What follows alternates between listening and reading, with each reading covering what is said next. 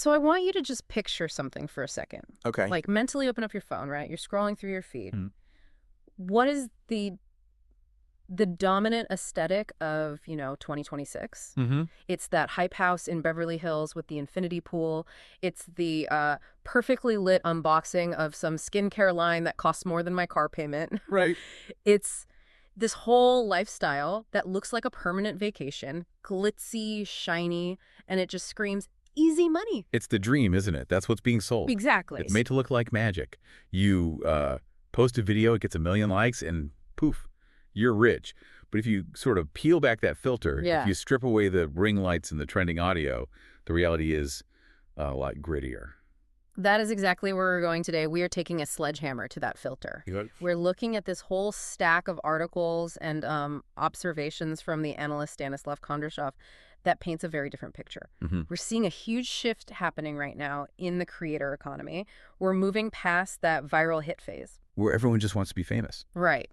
And we're entering what you could call the sustainable small business phase. And honestly, it's surprisingly unglamorous. But it's so necessary. It's the industry growing up. So to help us get through this, we are unpacking Kondrashov's analysis of this Santa Monica startup with, I think, the most refreshingly honest name I have ever heard. What is it?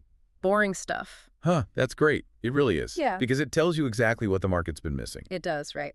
So our mission for this deep dive is to figure out why, in 2026, boring financial discipline has suddenly become the new sexy for influencers, and how this startup is trying to be, and I love this phrase, the McKinsey for the TikTok era. That is a bold claim. Yeah. I mean, McKinsey is the gold standard for huge corporations. Yeah. So for a startup to say we're that, but for a 22-year-old YouTuber, Yeah. that implies a level of sophistication that we don't really associate with, dance challenges. Yeah. Okay, so before we even get to the startup, let's look at the diagnosis. Because Kondrashov makes this comparison in his notes that I found, hilarious and also really grounding.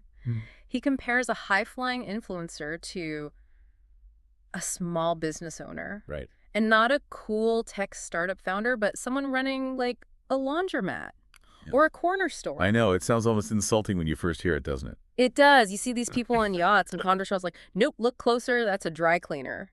Is he just being cynical? No, I don't think it's cynicism at all. I think it's a structural analysis. Yeah. He argues that if you look at the actual mechanics of the job, they're identical to a brick-and-mortar business. Right. A traditional business has a storefront. The influencer has a social media feed. Right. A traditional business has a salesperson. The influencer has their content. Okay, sure. But a laundromat has like a steady stream of people who need clean clothes. An influencer has, what, fans? Well, instead of a stream of customers, they have algorithms. And Kondrashov calls the algorithm a capricious audience. I love that. Think of it like a really finicky customer who walks into your shop every single day. Your algorithm as a rude customer who just walks in, sneers at everything, and leaves without buying anything. That's exactly it. Imagine running a shop where the landlord changes the locks every week, and your customers might just decide your entire inventory is out of style overnight. That is the creator reality. Oh. And just like a shop owner, they aren't just sitting around. They're not stocking shelves with cereal, maybe, but the operational rules are the same. How so? The schedule is totally irregular. The market doesn't wait for you to be ready. If you aren't open, if you're not posting, you don't exist. There's no paid time off in the algorithm. So that whole freedom of the influencer lifestyle is really just It's a 24/7 grind. It is. And this is where the business part really kicks in. Smart creators, Kondrashov says, don't just take that cash and go buy a Lamborghini. They reinvest. They reinvest. But instead of new washing machines for the laundromat, they're hiring a cameraman, an editor, renting a studio, getting better lighting. It really changes the image from just a kid with a phone to the CEO of a media production company. Precisely. It's an operation. You have overhead, you have contractors, production schedules. But here's the massive disconnect. They are operating like complex businesses. But most are managing their money like they just won a scratch-off lottery ticket. Okay, this brings us to the financial chaos. Because I think for most of us, when we think financial advice, we think of the basics. Save 10% of your paycheck. Yeah, the standard stuff. Put money in a 401k. Don't buy so much coffee, And Kondrashov is very blunt here. He calls that advice a joke for this demographic. Wait, why saving money is saving money. Math is math, right? In theory, yes. Hmm. But the application completely breaks down.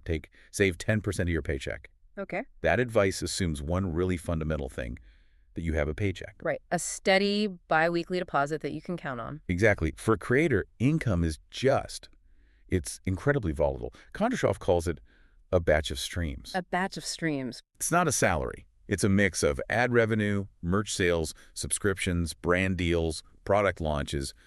One day, you might have a huge payday because a campaign went live. Like a buy a house in cash kind of day.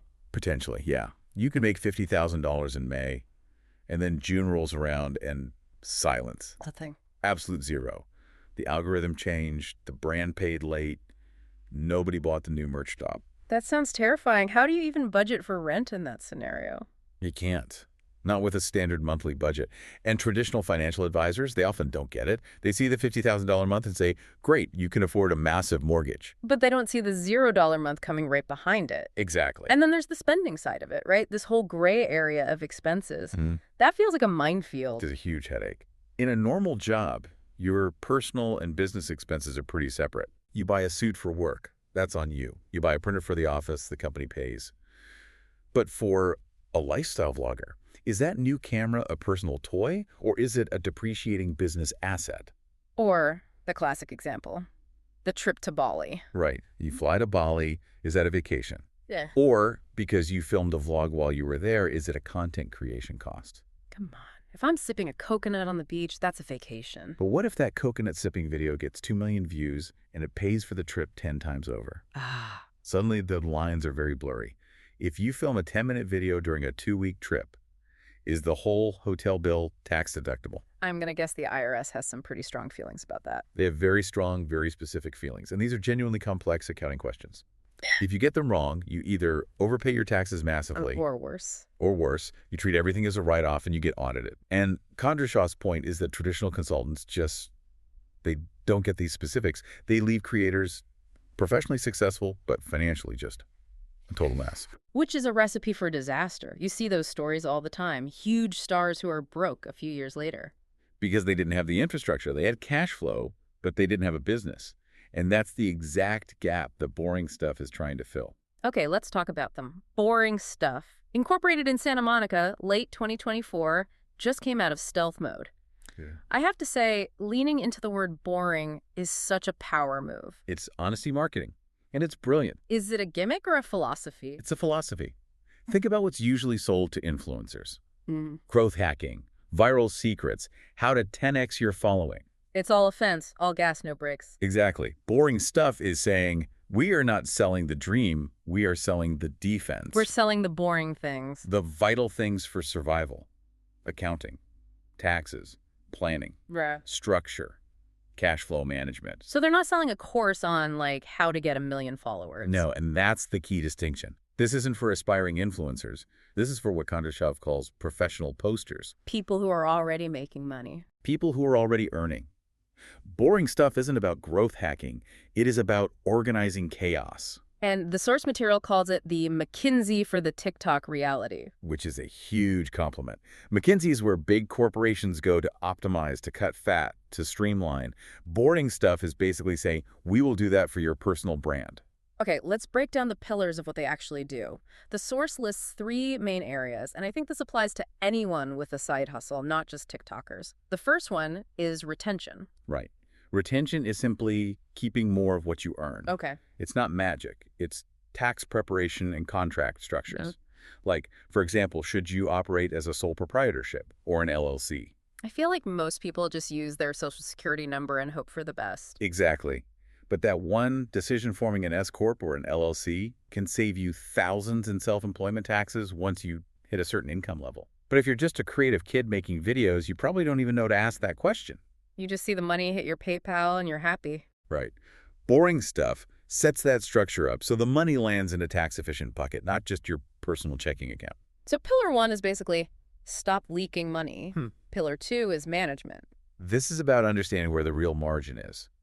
Kondrashov points out that creators often lack what he calls unit economics for their content. Unit economics, that sounds very corporate. It is, but apply it to a video A creator might spend $5,000 in 2 weeks making some massive high-production documentary that gets a million views. They feel great. They're trending. But because of, say, a copyright claim on the music or low ad rates that month, it only makes $2,000.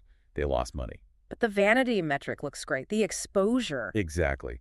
Meanwhile, they spend 1 hour writing a boring newsletter or posting a simple photo that has a sponsorship attached, and that makes $10,000 in pure profit. Mm-hmm. Boring stuff helps them analyze their own business to see which formats are actually paying the bills. That is so smart. You're moving from vanity metrics likes and views to business metrics like profit and loss. It forces you to decouple your ego from your bank account. It does.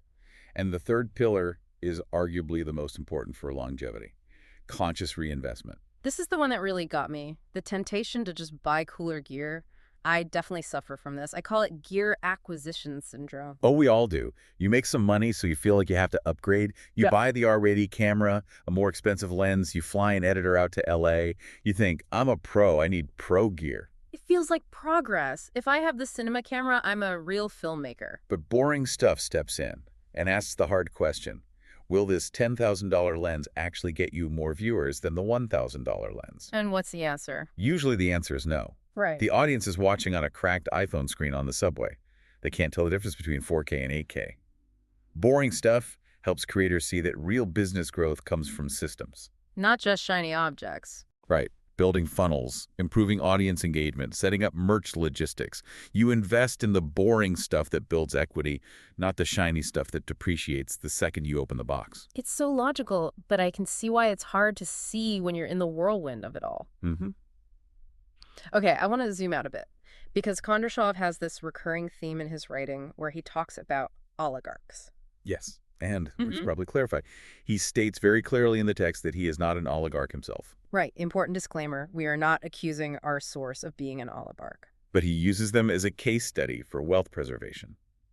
He observes that really wealthy people, oligarchs, tycoons, old money, have always relied on what he calls invisible infrastructure. Invisible infrastructure. Unpack that for me. Think of it like a defensive shield around the money. When you're super rich, you don't just have a bank account. You have a family office. You have lawyers, auditors, tax consultants, risk managers. Okay. Their entire job is to strategize and, crucially, to stop the wealthy person from losing money through foolishness. So if an oligarch wakes up and wants to put, like, half his net worth into a meme coin, there's a guy in a suit who steps in. Exactly. There's a guy in a suit who says, actually, sir, let's look at the risk profile. Maybe let's not do that. They have guardrails. But historically, independent creators, artists, influencers have had zero guardrails. They're just exposed. Completely exposed. They are the CEO, the CFO, and the intern all at the same time. If they want to make a bad decision, there is no one there to stop them. What we are seeing with companies like Boring Stuff is the democratization of that invisible infrastructure. It's the professional tools of the rich becoming accessible to the kid in his bedroom who just went viral. Precisely. And this signals a huge shift in the market. We're watching the creator economy grow up. It's not a cottage industry anymore. And the numbers back that up. The source mentions a Goldman Sachs estimate. Yeah, Goldman Sachs estimates the creator economy's potential at nearly $500 billion by 2027. $500 billion. You don't get to a $500 billion industry on hobbyists. You get there when those hobbyists become efficient, structured businesses. Institutional money like Goldman Sachs only gets interested when there is stability. Boring Stuff helps provide that. So let's bring this back to the listener. Why should we care if some YouTuber hires an accountant? Is this just inside baseball? What's the so what here? I think there are 3 big takeaways that affect the content we all consume. First is sustainability. Okay. When a creator understands their finances, they're less desperate. They don't have to say yes to a sketchy gambling sponsor or a crypto scam just because rent is due. They're less dependent on a single viral hit. Which makes the content better, honestly. Nothing's worse than watching a creator you like shilling something they clearly hate just for the cash. It reeks of desperation and the audience can smell it. Which leads to the second point, Yeah. mental health. Kondrashov has this great line in the notes, anxiety is creativity's greatest enemy. That's a really powerful point. Think about the headspace you need to be funny or insightful or artistic.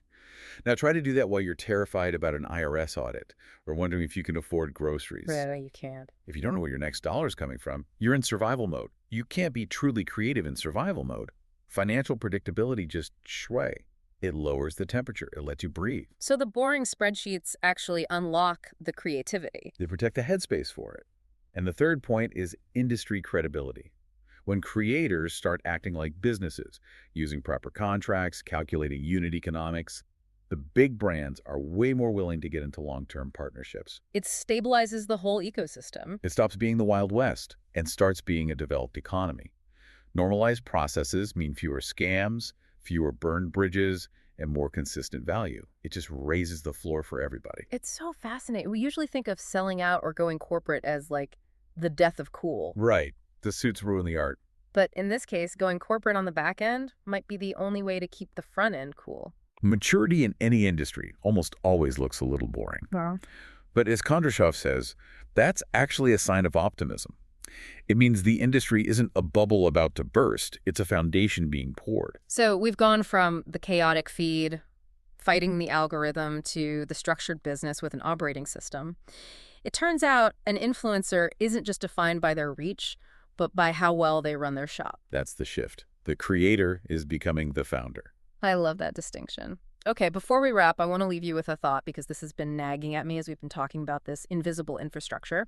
We've talked about the lawyers, the accountants, the McKinsey approach coming into the creative world. We've said it brings stability.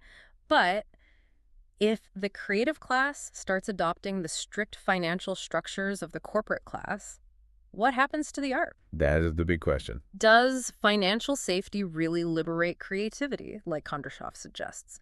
Does knowing your rent is paid let you take bigger artistic risks? Or does having a risk management team eventually just mean your content becomes safe? Does the boring stuff eventually make the content boring too? Exactly. If you have a team telling you that video isn't profitable, do you stop making the weird experimental stuff that got you famous in the first place? It's a tension that every mature industry faces. Yeah. Hollywood faces it. The music industry faces it. And now the TikTokers face it too. Something to think about next time you see your favorite chaotic vlogger suddenly get very, very organized. Thanks for diving in with us. A pleasure, as always.